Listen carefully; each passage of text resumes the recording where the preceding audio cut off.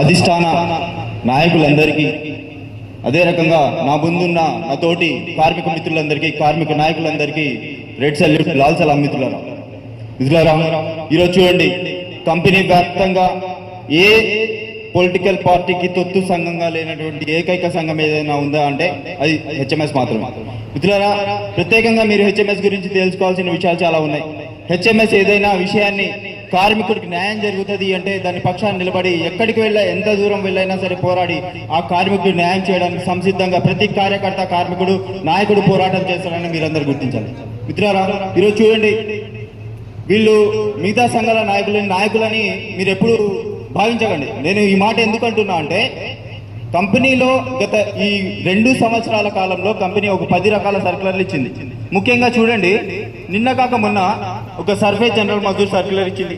దాంట్లో చూడండి, surface general Mazdoor అట 30 సంవత్సరాల సర్వీస్ అండర్ గ్రౌండ్ లో చేసినా సరే ఆయన సర్ఫేస్ కి రావాలి అంటే ఆయన ఫస్ట్ కేటగిరీ జీతం తీసుకోవాలంట, ఆయనకు బేసిక్ పే ప్రొటెక్షన్ లేకుండా సర్వీస్ లో చేయాలంట. అంటే ఇలాంటి చాతగాని నాయకులను మన నాయకులుగా భావిస్తే మన ముందు తరాలకు మనం కంపెనీని అందించే పరిస్థితి ఉండదు. సో మనం వీళ్ళు చేసే అరాచకాలను కార్మికుల మధ్యలోకి తీసుకెళ్లి బలంగా వీళ్ళు చేసే కార్యక్రమాలను మనం హెచ్ఎంఎస్ వీటికి విరుద్ధంగా చేసే పోరాటాన్ని వివరించగలిగితే కార్మికుల్లో వీళ్ళ నైతిక విలువలు లేకుండా పోయే ఆస్కారం చాలా ఉంది. కాబట్టి దీని అందరికి కట్టుబడి కార్మికులకి మంచి విషయాలను చేరవేస్తారని నేను భావిస్తున్నాను. మిత్రులారా, చూడండి, వీళ్ళు స్ట్రక్చర్ మీటింగ్లలో ఇప్పటివరకు స్ట్రక్చర్ మీటింగ్లు 5 జరిగినాయి. గుర్తింపు ప్రాతినిధ్య సంఘాలు 2తో జరిగినాయి. 2 కూడా మేనేజ్మెంట్ తొత్తులుగా మారి ఏ రకంగా అయితే మన కంపెనీ కార్మికుల జీవితాలను చెలగాటమాడే విధంగా చర్యలు తీసుకుంటున్నారో మీరు గమనించాలి.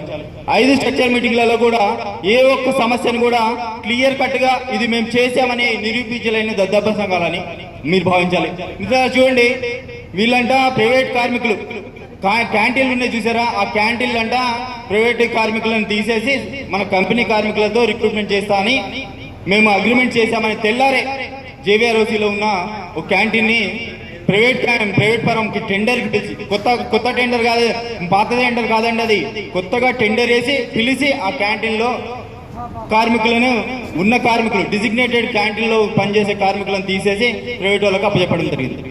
ఇలాంటి సంఘాలను మనం నమ్మకుండా కేవలం కార్మికుల శ్రేయస్సు కోసం పోరాడే హెచ్ఎంఎస్సీలను ఆదరిస్తారని ఈ సభాముఖంగా తెలియజేస్తూ నాకు ఈ అవకాశం ఇచ్చిన మీ అందరికీ ధన్యవాదాలు తెలుస్తూ ముగిస్తున్నాను. Thank you.